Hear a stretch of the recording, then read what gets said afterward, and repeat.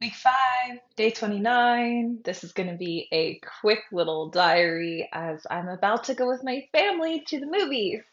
We're going to go see Wolverine. Very excited about it. But I wanted to hop on here and honor my obligation and my devotion, I should say. It's a better word than obligation. I have lately been contemplating the concept of love. Speaking of devotion, which devotion is such a beautiful synonym for love.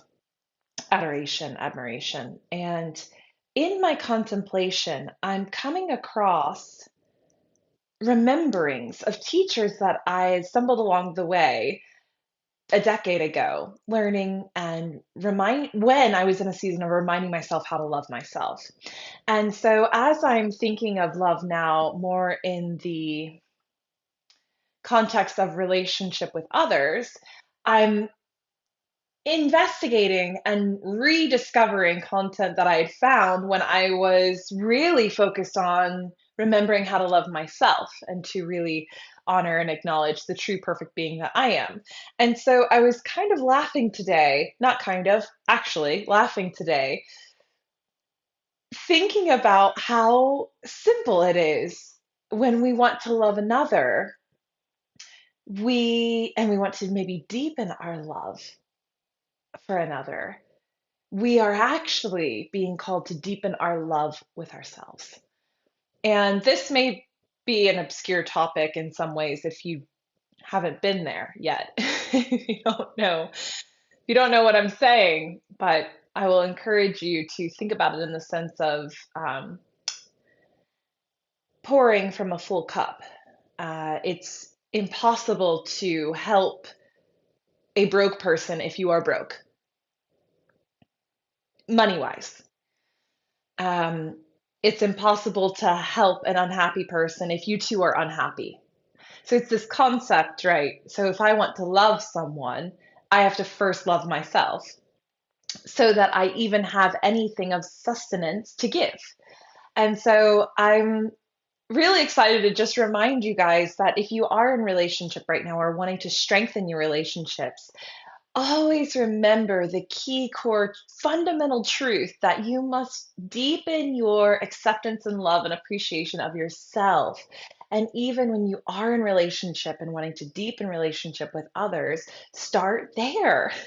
Start there. Where do you not feel safe in your own body because of maybe choices you've made in the past? This is something that I've been contemplating where maybe I haven't opened up fully to someone and instead of blaming them or anything that they're doing, instead looking at myself and saying, well, this is sourcing from me not feeling safe within my own being because in the past I've made choices that I maybe currently label as bad or wrong or decisions that led to pain. So then I go into that story and say, okay, but you made the best decision you could at the time. You were always listening to your body, always following your yes, and it led to a lesson. Yes. And now you're using that lesson to help the world. So was it ever really a wrong decision? And the answer is no. It was a correct decision. All along, I've always been following my heart. And the times where I can go back and say, maybe I stayed in a situation out of fear, or I stayed in a situation out of lack or obligation. In some way, I was still following my heart.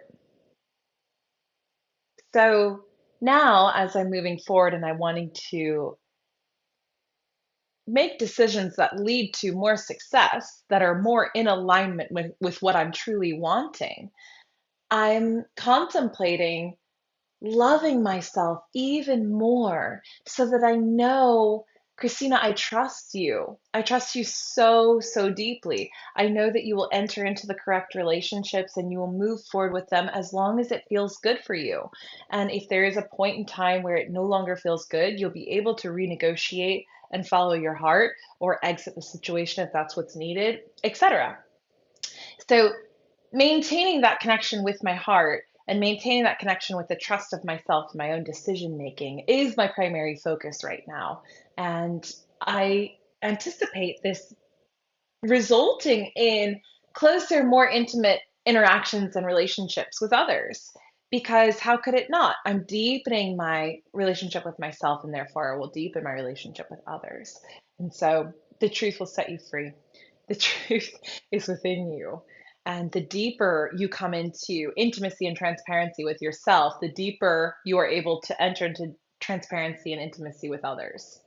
And so this is my mini diary. This is something that's been so strong on my heart. And I would love to hear your stories and definitions of love, where you're at with love. And do you trust yourself to make good decisions for you? Have you entrusted you with someone who's worthy of being entrusted with? And if not, why? What's there? What's blocking? Is it a past trauma that's been unresolved? Is it a new skill you need to develop? Is it just affirming, building your confidence up that I make good decisions and proving to yourself times where you have? And go back into those situations and hack your code. What did the decision feel like? The one that led to great success. I know for me, like even sitting in this home right now, there was so much resistance when it was time to pull the trigger and make the purchase. I was so afraid. I felt so much insecurity around, am I making the right choice? Am I going to be able to do this? This is a huge commitment. And at the time was night and day from the situation that I'd been in before. And one of the people that I'd surrounded myself with in my life at that time was really against it and really against me and feeding me negativity and I was absorbing it and it actually ended up creating a really nice contrasting voice that I knew wasn't true. Although I don't recommend it, I recommend being around people that help you solve problems and encourage you and are reasonable. However, some of you might be like me, and that contrasting voice coming in actually deepens your devotion and desire and strength and willpower to be like, you know what? No, I can do it. Watch me. And I had enough support of those that know me and do know what they're talking about and do have respectable opinions and boots on the ground experience for the situation I was moving through that said, you got this, and we got you, and you're okay, and you can do this. Do it. And anchoring into that, anchoring into my knowing of me, and that my gut was saying yes, even though there was fear. And even though there was questions and there was certainly negativity pouring in from that relationship, I still move forward. And Richard Rudd says this when he speaks about the Gene Key 9 about inertia. It's about inertia. The Gibson City has that feeling, and he says that the hardest step, the most challenging step you'll ever take when you're moving forward in a new direction is the first one. And it's because there's so much tension. It's like being up at the top of a mountain and there's two sides you could go down. You could go back down the way you just climbed, or you could just continue to go forward and move on to the next mountains. There's this moment of inertia and resistance and strain and tension, and that first little step just creates the momentum and the rest flows. And I think you'll know you've made the right choice because the rest will flow. Now, if you make a choice and it's more and more and more resistance, you might have taken a step in the wrong direction. And you will feel it. If you've built up that trust and knowing and connection with your body, you'll feel it. You'll be like, okay, my body's saying no. We've learned. I've deepened my level of knowing of what my body sounds like when it doesn't want to do something.